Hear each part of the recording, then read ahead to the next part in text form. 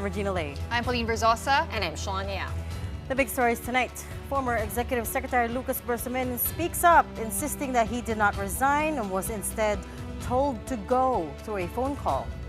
And anti-graft court Sandigan Bayan has raffled off the first cases to be filed against Zaldico, DPWH officials, and SunWest directors in connection with a substandard project in Oriental Mindoro.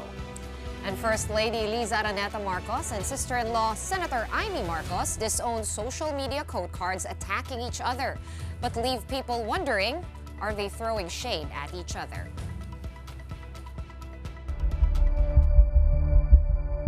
The message was very clear that I had to go. Ako naman, hindi naman ako linta. Bahala na sila sa buhay nila. Kasi ako, wala na ako sa gobyerno. Sana hindi na nila ako paabalahin pa. Dahil ayaw kong makasakit ng damdamin.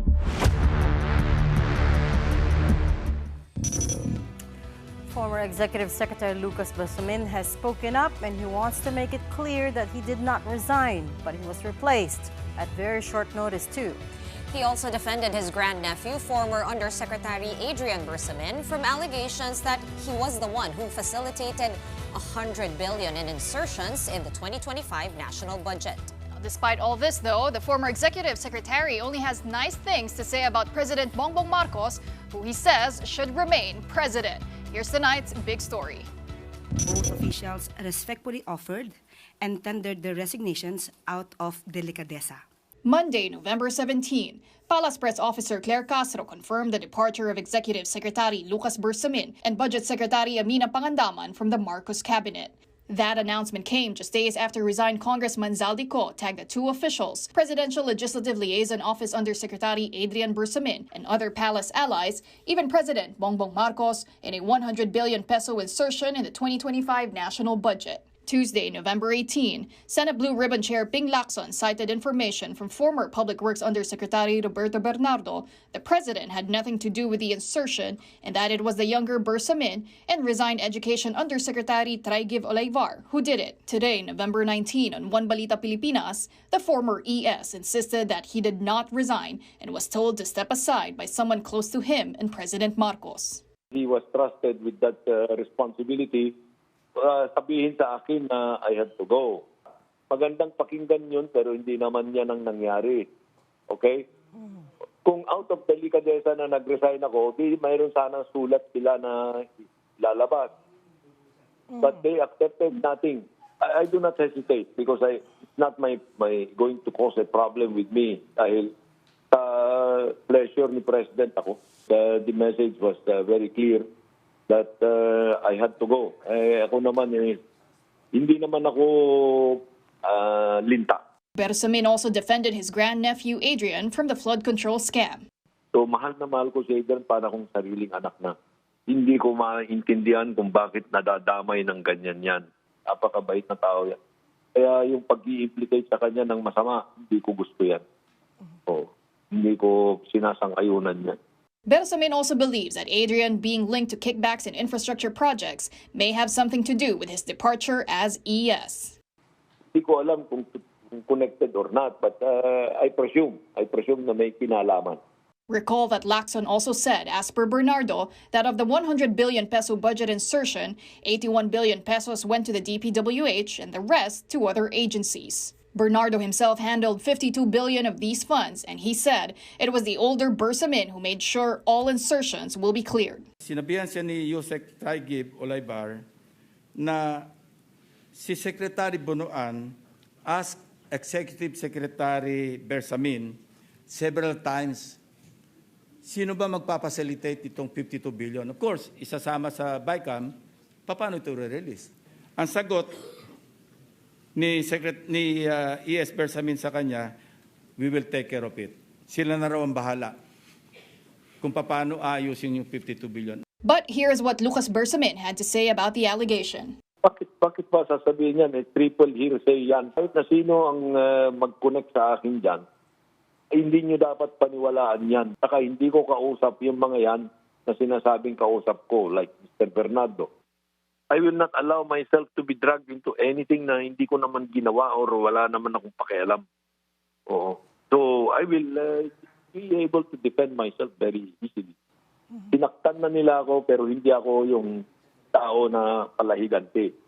Respetuhin ko sila. Amid all these issues, including his stepping aside, the former executive secretary has no ill feelings towards President Marcos. Alam mo, si Presidente, napakagaling na tao yan. I'm not disparaging si Vice President, ang kakayahan niya, but I think it's safer for the Philippines to stay with President Marcos. In the end, Bersamin only had this to say to his accusers and all others weighing in on his situation. Bahala na sila sa buhay nila.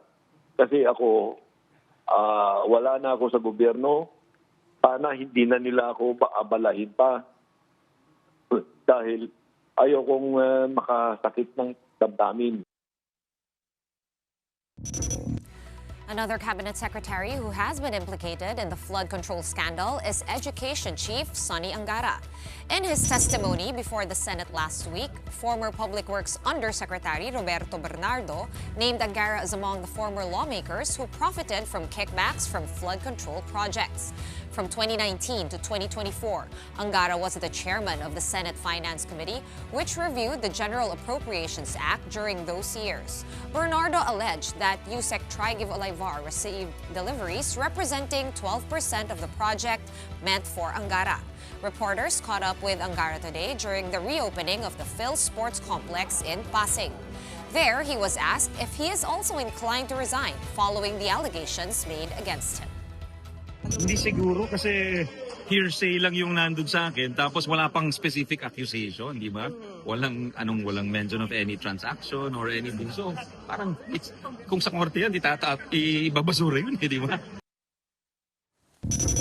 Meanwhile, the cases filed by the Ombudsman against former Congressman Zaldi Co, several officials of DPWH Region 4B, and the Board of Directors of CO's SunWest Corporation have now been raffled off to the Sandigan Bayan's divisions. Co and his co-accused are facing malversation and graft cases. One of the graft charges solely against Co will be handled by the Sandigan Bayan 7th Division with Chairperson Associate Justice Dorifel Lacap Pahimna. The other graft case against Co and others will be under the 5th Division chaired by Associate Justice Zaldi Trespeses. And the Sandigan Bayan 6th Division will be in charge of the malversation case against Co and the other respondents chaired by Associate Justice Sarah Jane Fernandez. The Office of the Ombudsman on Tuesday filed the cases against the former House lawmaker and the other respondents over the substandard road dike project in Oriental Mindoro Province. This is the first set of cases referred by the Independent Commission for Infrastructure to make it to the anti-graft court.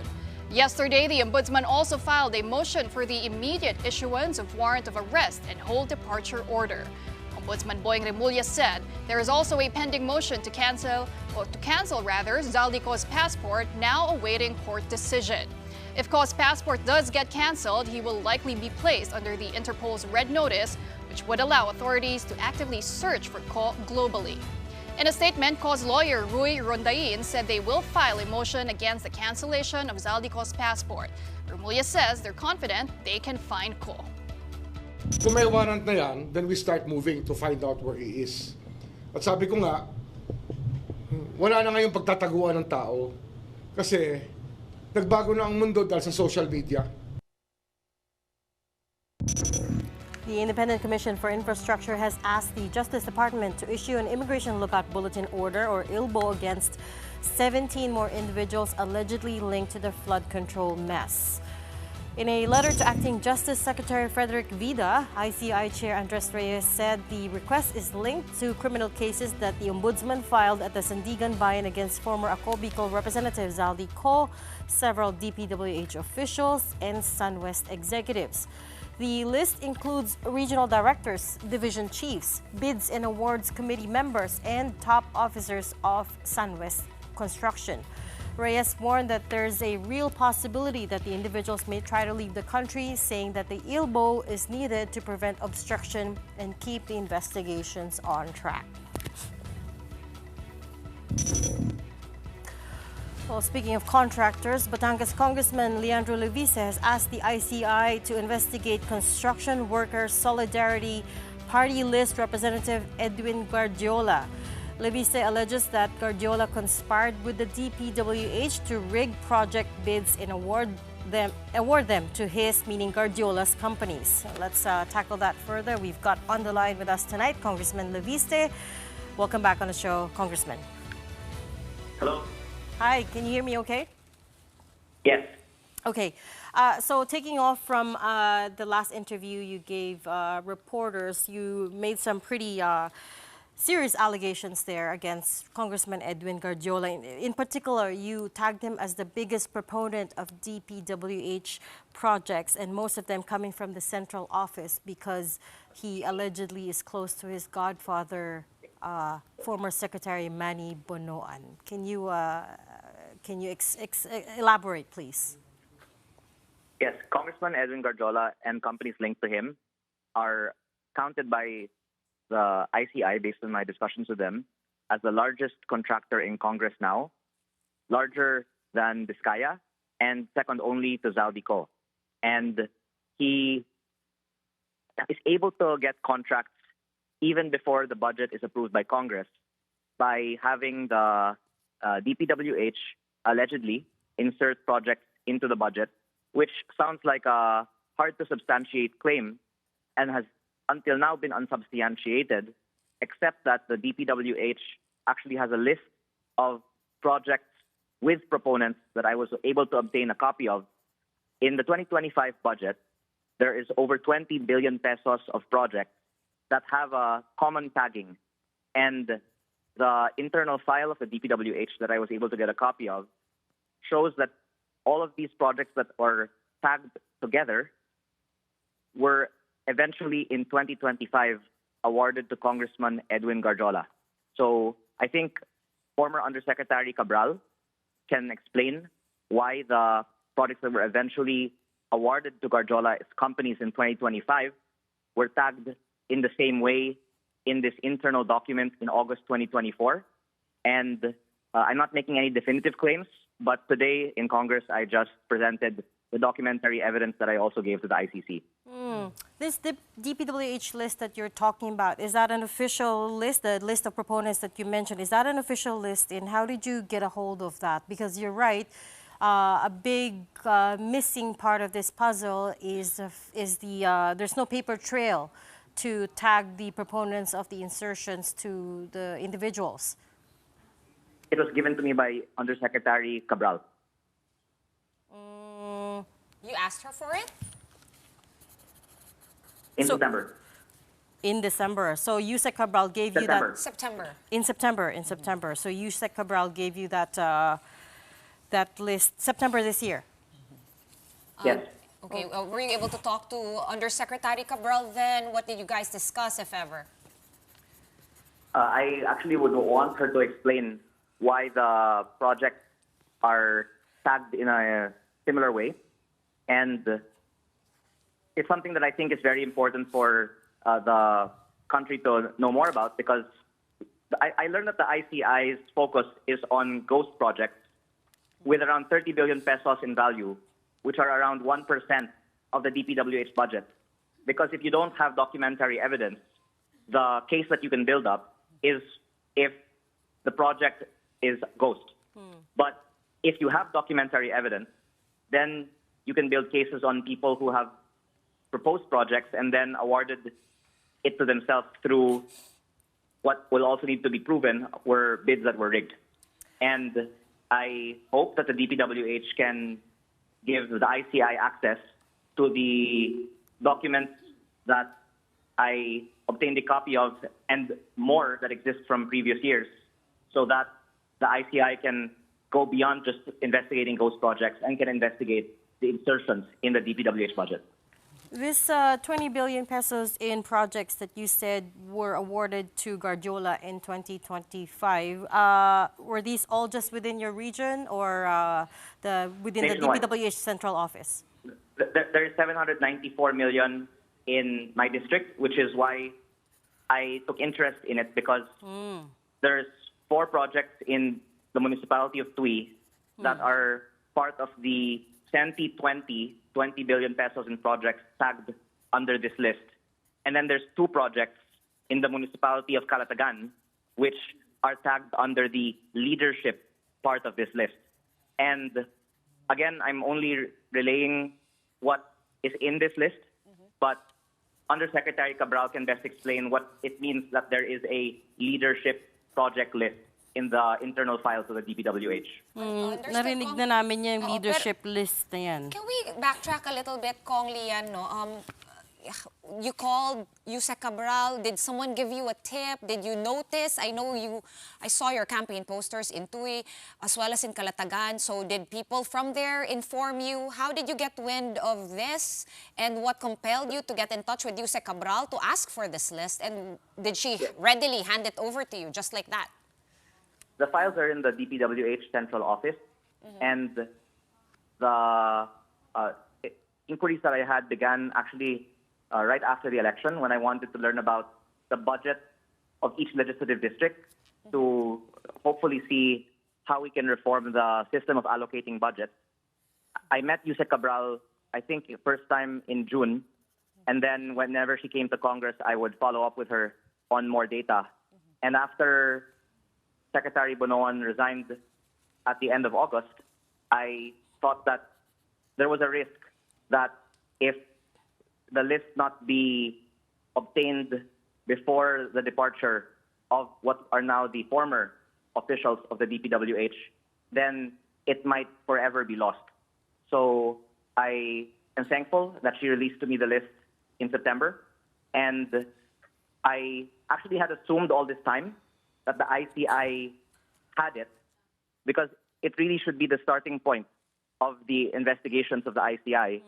But having visited the ICI yesterday and talking with former Secretary Commissioner Tingson for the first time about this topic, Secretary Tingson told me that when they began, they were only given mostly printed copies of files and not lists of proponents.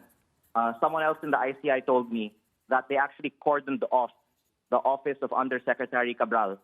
And when they eventually entered the office, the computers were no longer there.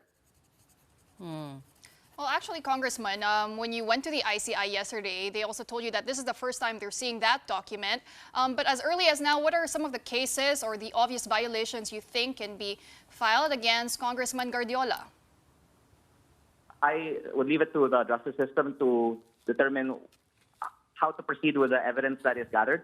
But I think on the part of Congress, what we can do is call on the DPWH to release the files of Undersecretary Cabral, and for Congress to also release what Congressman Toby Chanco has been calling on, which is the list of proponents for insertions in the House. But what I think was surprising is that even in the 721 billion pesos of the 2025 National Expenditure Program, there are already proponents on the line items of what should be the budget that originates from DPWH. And Kong Lian, you did also mention that you talked to some of your colleagues over at the House of Representatives, and they confirmed to you that they also had experience with Congressman Guardiola kung saan nagaganap nga itong bentahan. There are offers to park projects in their districts in exchange for parking fees. Tell us more about how that's being done, and did you also have first-hand experience with that? Yes, I did. And I'm thankful that Rappler did an investigative piece that was relying on the information from many congressmen, but I was the only one who did so on the record. But that if you were to privately ask many members of Congress, they will also share the same experience, that Congressman Guardiola is quite sociable and quite proactively offers to download funds into people's districts. In my district, there is, again, 794 million pesos in the 2025 budget that was downloaded by Congressman Guardiola through, if I can just say why I can say that, because 280 million of that is being implemented by S.Ang Construction, which is on paper owned by his family, and 514 million pesos of that is owned by a company that is not his on paper, but that he told me about, because when it ran into some issues with the engineers of the local government of Tuy, Batangas, he asked that I help them accept the asphalt specifications for the road. And I asked him if he could refrain from paying the 5% parking fee for the 514 million pesos of contract. And he said that he already gave the 5% or maybe 24 million pesos parking fee to my opponent in the last election before the elections. So I am bringing this to light now because I'm thankful that the public wants change on the system for allocating projects in the DPWH. Currently, even if a congressman doesn't want to partake in these kinds of things, it's actually going to be at the detriment of getting budget for your district because there are people like the one I'm describing who control big portions of the budget and will actually then not put budgets into your district if you do not participate in the system that they have created. So let me come back to this DPWH list that was given to you by former USEC Kathy Cabral. Did you give a copy of that to the ICI? Because, of course, they are at this point the only ones in position to really conduct an investigation on this and, verify its authenticity. Just to be transparent, I have been asking the House if I can do so. And I was told that anything that I do or say in relation to Congressman Edwin Garjola is fair game, especially because it pertains to my district because companies linked to him are implementing projects in my district. But to give all of it to the ICI is something that I have to still ask the House if they will endorse my doing so. May I ask, And Kong, if not the ICI, then can you submit all of that evidence to the House Ethics Committee then? He is after all your colleague. Yes, I think it's more something for the Public Works Committee to call on the DPWH to release it to the public. It's not about something that one individual has. It exists, and it is government created, and is of interest to every Filipino citizen. So I think more broadly than the 20 or so billion pesos of pre-ordered projects that I am pointing out, I think that it would be of the national interest that we be transparent on the files that are in the computers in the DPWH. That's what I wanted to ask you, Kong Lian. Looking at this list that is in your possession, can you automatically discern that, all the mga rackets and whatnot that's going on just by looking at that list that's in your hands? Or So this is an internal file of Undersecretary Cabral's office, and many of the terminology are under their own codes. But there are some codes that are quite explicit, like leadership, and others are under the name of the proponents themselves. So I think it would be good to release this information to the public and let the people draw their own conclusions based on this information. Do you know for sure at this point that the companies that were mentioned, Redicon Trading and Construction and S-Ang Construction and General Trading, are owned or somehow have links to Congressman Garjola? Do we know that for certain right now? Yes, S-Ang is on paper owned by his family, and Redicon he talked to me about. And people ask why am I talking about this subject specifically, because this is my first-hand experience on a contractor parking project in my district. What did he say to you about Redicon? Well, he asked that we make the local government accept that it's asphalt, even if the flood-prone rural area is better suited for concrete. And the project, by the way, is around 50 million pesos per kilometer. And I think the effect of this is that instead of getting 20 kilometers, TUI is only getting 9 kilometers or so. So just to put in context the impact of all of this, it's that the people are getting maybe half of their money's worth for the projects that are being sold the budgets of in the DPWH. And the project is in your district? Where was it? Yes. Yes. TUI and Calatagan.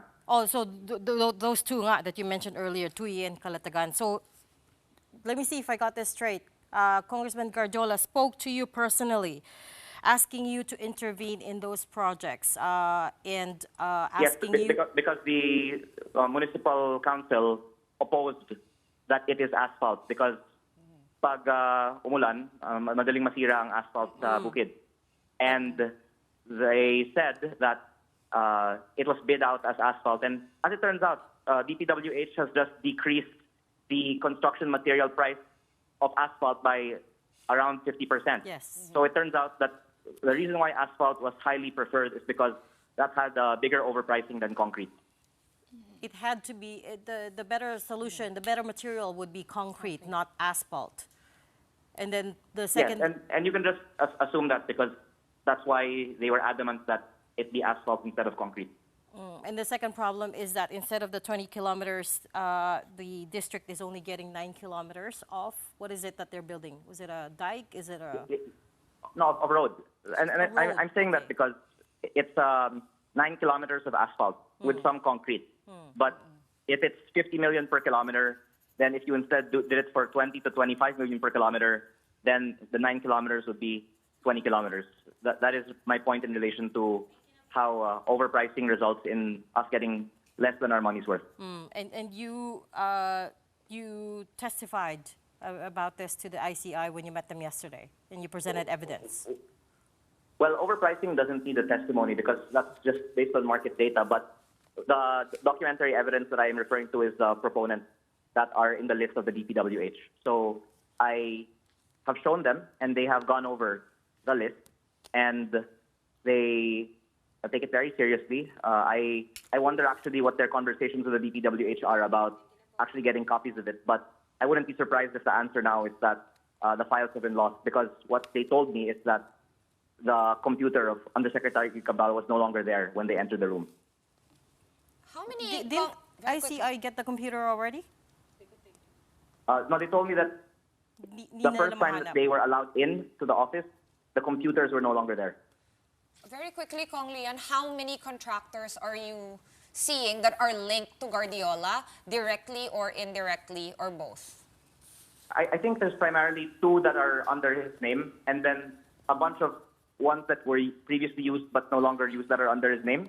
And there are at least 3 that I know of that he uses, or I believe the practice is that they borrow the licenses of to qualify for certain bids that they otherwise wouldn't qualify for. Yeah. But the difficulty of tracing it is that he's also known to be a big buyer and seller of projects, and it's hard to pin down then who he sold contracts to. If he's not necessarily the one who's implementing them, but that he made an advance to get the rights to a project and then sold it before it was actually implemented. Well, Kong Lian, in order to Sorry, let this... I have to cut the interview short because we have run out of time, but we'll pick this up with you another time. Congressman Leandro Leviste of Batangas, thanks so much for talking to us tonight. All right, we're just going to take a quick break, but coming up, let's see how much President Marcos and Vice President Sara Duterte are worth as they give the public access to their 2024 salads. The big story returns in just a bit. Keep it here on One News.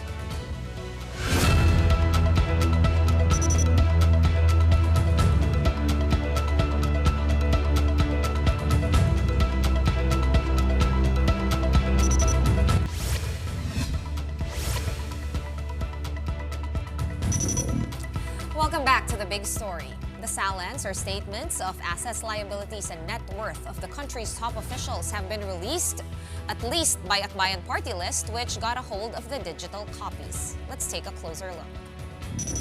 President Bongbong Marcos declared a net worth of over 389 million pesos in his 2024 salan based on the Civil Service Commission rules on the filing of salans. But he also attached in his filing an appraisal by Cuervo Appraisers Incorporated, which put his net worth at 1.37 billion pesos. The big discrepancy has mostly to do with the value assessment of his real estate assets, of which he declared 21, including agricultural and residential land. For her part, Vice President Sara Duterte declared a net worth of 88.5 million pesos in her 2024 salan. That's an increase of over 17 million pesos from her 2023 net worth of 71 million. Her declared assets include ones jointly held with her husband, Man Scorpio, and their children. We also took a peek at the salin of former President Rodrigo Duterte, who declared a net worth of 37.3 million pesos in his 2022 salin. This is an 8 million increase from 2016 when he first assumed the presidency. All of the former president's real estate assets are in Davao, per his declaration. Meanwhile, Duterte appointee former Ombudsman Samuel Martires declared a 78.1 net worth in his 2024 salin. And now in other news, the COMELEC says it will issue a show cause order against Senator Rodante Marcoleta next week over inconsistencies in his 2025 Statement of Contributions and Expenditures, or SOSE. COMELEC has begun cross-checking the sources of candidates in the 2022 and 2025 elections off the back of the investigation into contractors who donated to politicians. Asked why Senator Marcoleta was first up, COMELEC Chair George Garcia said the senator has publicly acknowledged that he did not declare some contributions. Under Section 99 of the Omnibus Election Code, candidates must declare all campaign-related spending and donations. Still on Marcoleta, he and Senator Kiko Pangilinan debated the jurisdiction of the ICC during the budget hearing for the judiciary for 2026 this afternoon. Pangilinan is the sponsor of the said budget, which is currently sitting at over 67 billion pesos. Marcoleta was questioning whether the rules of the International Criminal Court can supersede that of the Constitution, especially when it comes to the arrest of a Filipino citizen. This comes after Ombudsman Remulla's revelation that the ICC arrest warrant for Senator Bato de la Rosa will be issued very soon.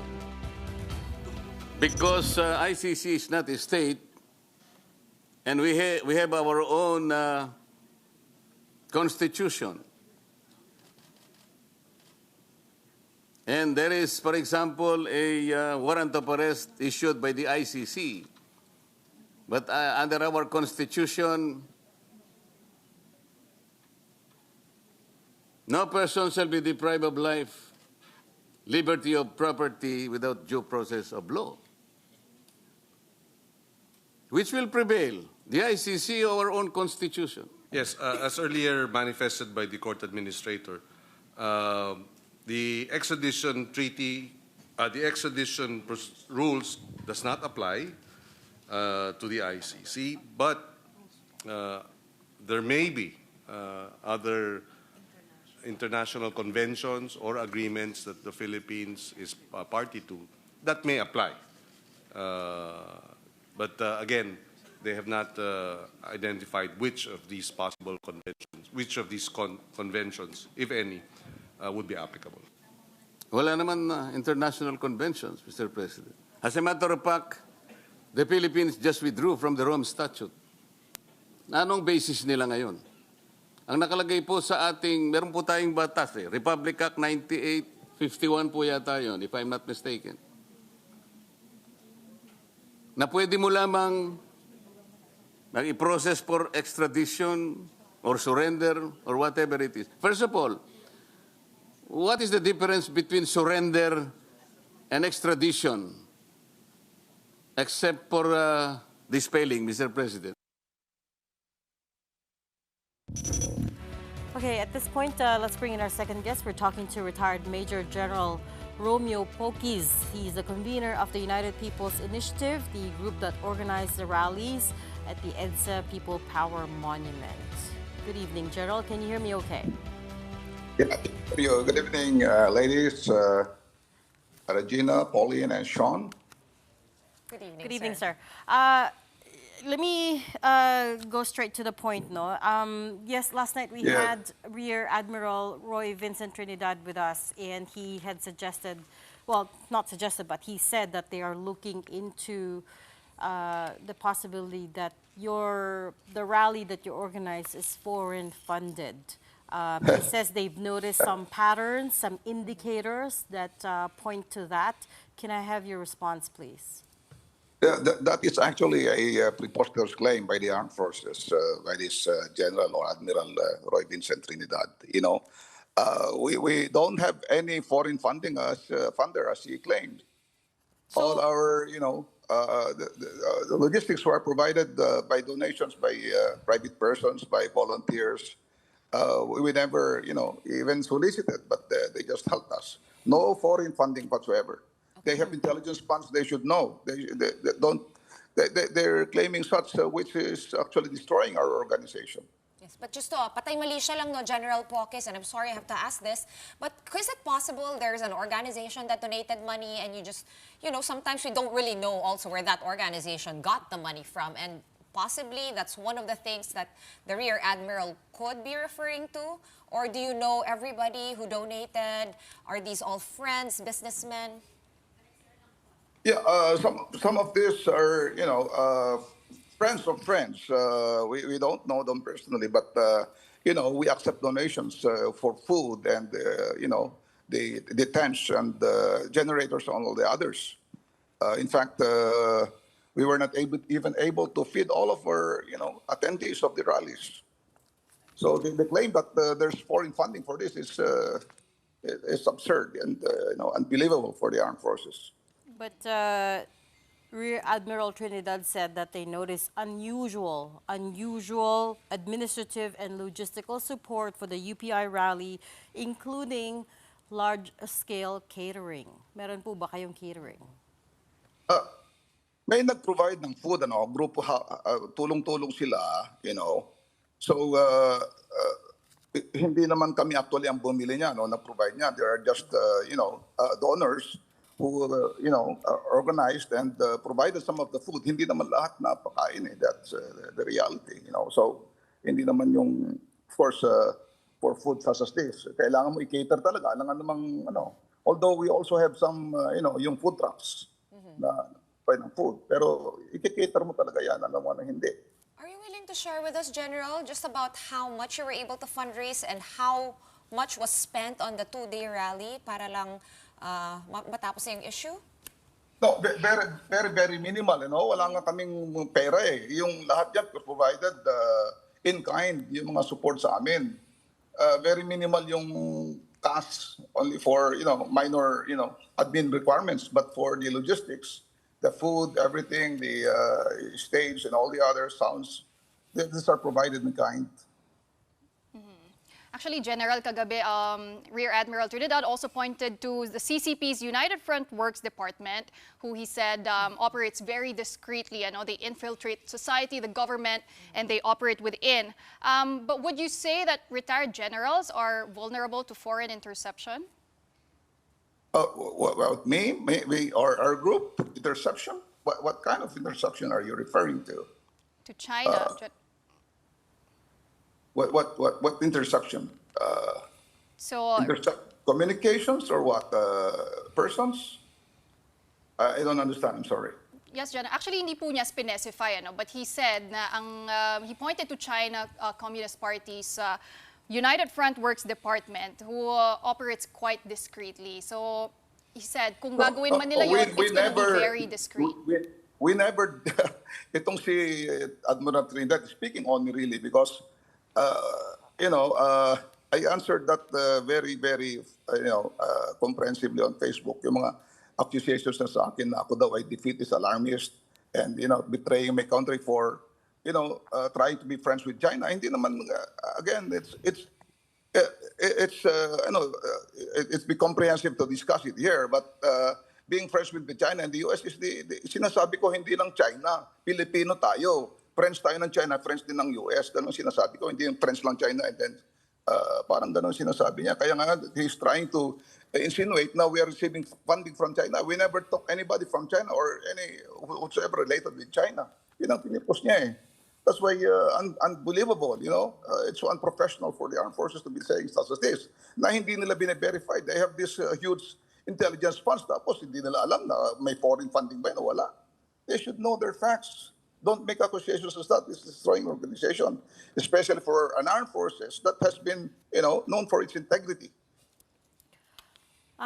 The other issue, General, is the former AFP Chief of Staff, General June Esperon, was also seen at your rally. Can you confirm, did you invite him and did he have an official role there? Yes, General Esperon and many other retired generals are part of our group, We are legitimate U.S. citizens.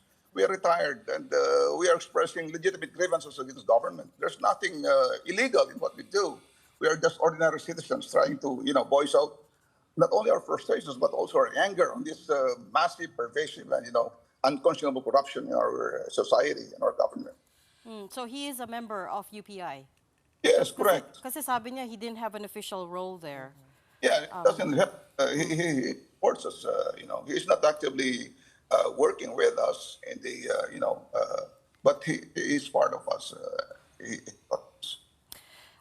You're absolutely right. Of course, voicing your frustration is very much your right, and calling on the president to resign is also your right. But where it gets a bit dangerous is, the officials want to charge you with inciting to sedition. Allegedly, there are there are movements behind the scene calling on the AFP to withdraw their support for the president. Is that true that you've been doing that? Yeah, we're voicing our legitimate grievances. If they view it as inciting to sedition, we do not view it as inciting to the sedition or rebellion. We're just, ordinary citizens trying to voice out our frustrations and our anger, our rage on this corruption in government.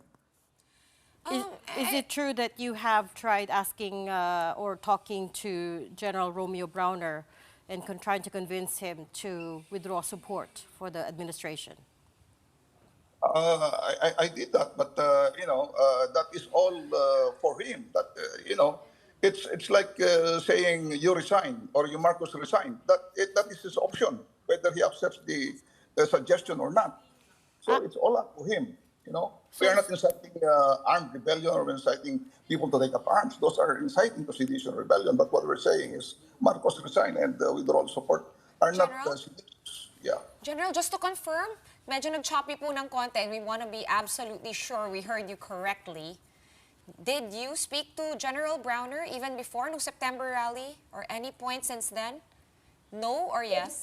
The core group of the United People's Initiative talked with General Browner in September 20. That's before our September 21 rally here at Gate 4 in Camp-Aguinaldo.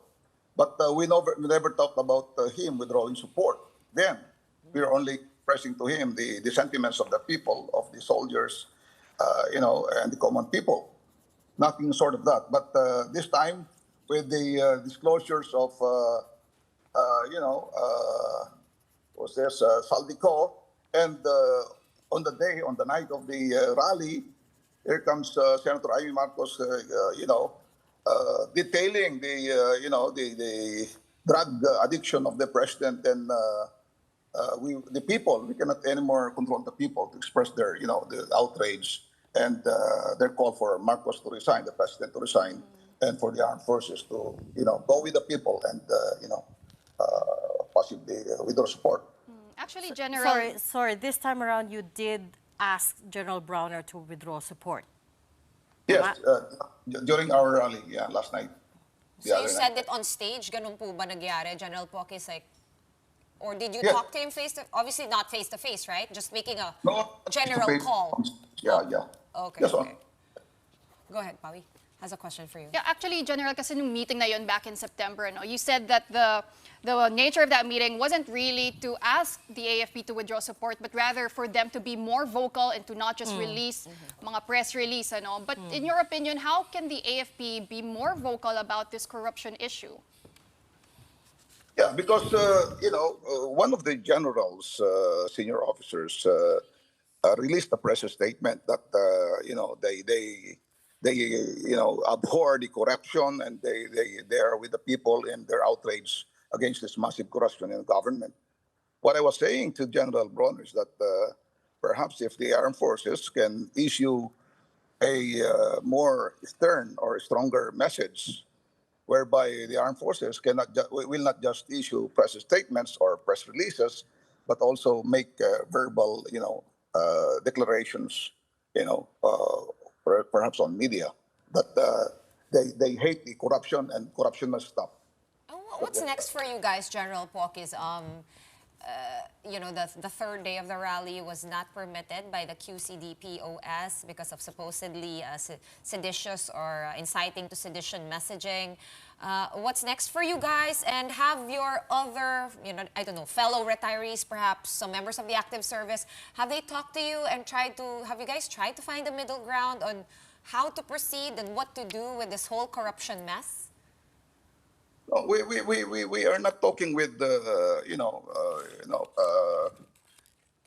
soldiers or members of the armed forces in the active service. We just talked with General Bronner. Okay. And of course, we were just ordinary citizens now, expressing our grievances in government as guaranteed by the Constitution. Nothing seditious or rebellious in what we're doing.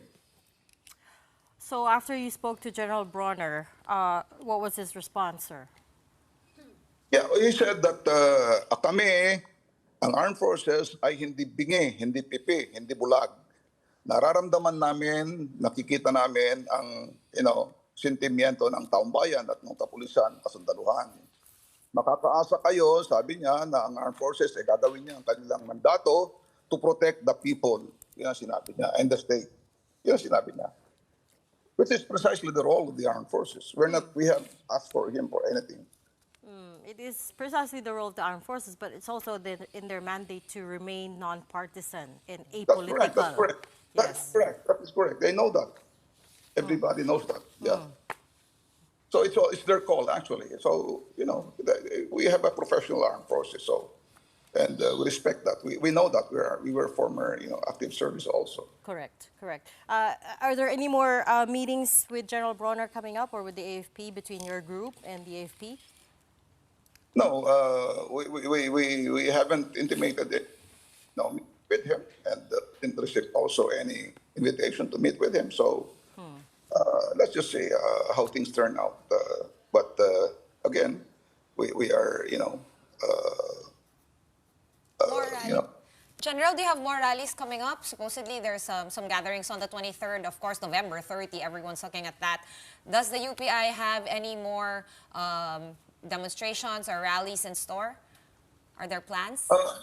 There are no plans at the moment, but what we plan to do is to file a petition in the Supreme Court, requesting the Supreme Court to compel the disclosure of the real state of health of our president because of the allegations of drug use and drug addiction. The Supreme Court petition compelling them to release the real state of health? No, not a petition. It's a request to the Supreme Court. To force the president to take a drug test? I don't know how it's wording, but we request the Supreme Court to, as so stated in the Constitution, that the president must disclose his real status of his health. Oh, I'm just not sure that a drug test is part of that. I mean, I know what you're talking about. That's the annual physical that the president has to do. But okay, so when do you plan to file that petition? The UPL lawyers are now have drafted the petition. I believe it will come out very soon. Okay. Okay. We'll leave that there and call you back in when that happens. Thank you so much for talking to us tonight, retired Major General Romeo Pokis.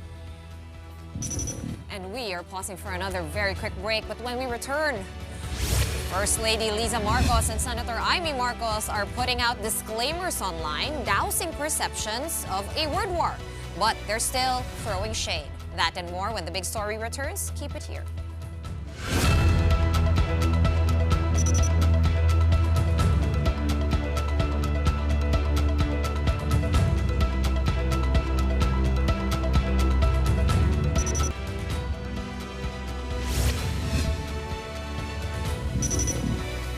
Welcome back. You are watching The Big Story on One News.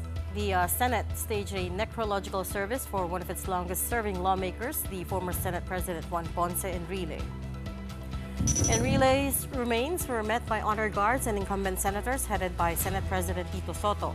In the eulogy, former President and now Congresswoman Gloria Macapagal Arroyo honored Manong Johnny for his contributions from the martial law era of former President Ferdinand Marcos Sr. Up to when GMA herself was president and she had to declare martial law in Maguindanao after the 2009 massacre. One of Enrile's co-accused in the PDAF scam, Senator Jingo Estrada, called JPE a mentor and a friend. Estrada recalled how Enrile helped his father, former President Joseph Erap Estrada, understand the circumstances of his ouster back in 2001, as well as the bond that they shared when they both got detained.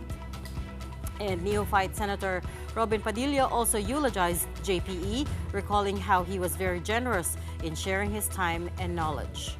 And meanwhile, Katrina Ponce Enrile announced that her father will be laid to rest on November 22 at the Libingan ng mga Bayani. And the bitter Marcos family drama shows no signs of abating soon, with the presidential wife and sister appearing to take swipes at each other online, even as both claim to be calling out fake news.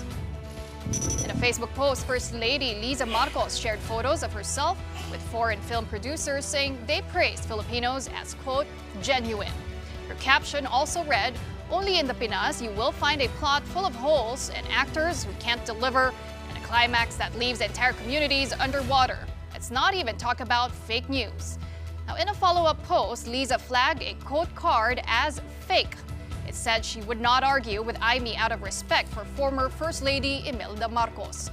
The supposedly fake card ended with, "Yang statements mo, fake, kasing fake ng mukha mong retokada." Hours later, Senator Aimee Marcos also posted a quote card seemingly in response to Liza's. It read, "Ipinilit kita sa kapatid ko kahit maganda lahat ng ex niya. Ikaw ang pinaka-ugly with the biggest tummy full of drugs and wine." All of these posts came just days after Senator Aimee Marcos publicly accused her brother, the president, and his wife of abusing illegal drugs at the Iglesia ni Cristo rally. Palace Press Officer Claire Castro later blasted Aimee's speech, calling it scripted. Halata namang scripted. Tignan niyo yung papel niya, gano'ng kakapal. Binasa niya pa. So, ibig sabihin, coordinated ang moves nila. Desperado para masira ang Pangulo. Sino ipapalit niya? Yun ang tanong natin. Sino ipapapalit niya? Si VP Sara? Ang VP Sara natin, merong issue sa korupsyon. Ilan lamang yan na hindi naniniwala sa kanya, yung mga taong gusto siyang pabagsakin. Mga taong gustong magluklok ng isang taong hindi na makapaghintay ng 2028. And amid a family feud that's gone very public, replete with accusations of drug use, plus budget insertions, it's business as usual for President Bongbong Marcos. For our big picture tonight, it's the chief executive giving a barbell a try as he inspected the newly renovated Phil Sports Complex. He attempted the lift during his tour of the facility's new gym at its reopening earlier today. The revamped complex now features rebuilt and modernized amenities, including upgraded athlete dormitories, a sports museum, and an athlete's dining hall. There are new administrative offices too, unveiled just days before the country hosts several major international sporting events. It looks really nice. It's very nice. I'm so happy for our athletes finally. But also, it reminds me that his home gym in the newly renovated part where he lives in Malacanang. In his house tour. So nice. In his house tour. You mean the president's home gym? Yeah. Oh. That's so nice. But medyo cliffhanger yung story mo. Did he lift it? Or wala, yung picture nakaganon eh. But he had good form. Was he able to lift it? Diba, Pao? Yung maganda yung form niya. Wait, ano bang i-host natin mga major? I know we're hosting the futsal competition. Oh, yes. There? Later this month. So, sa Phil Sports Complex. Yes. Okay. And that will do it for us here on The Big Story this midweek. Thank you so much for watching. We are back here tomorrow at 7:30 p.m. We'll see you then. Kapatid, we are One News, all sides, all the time. Have a good night.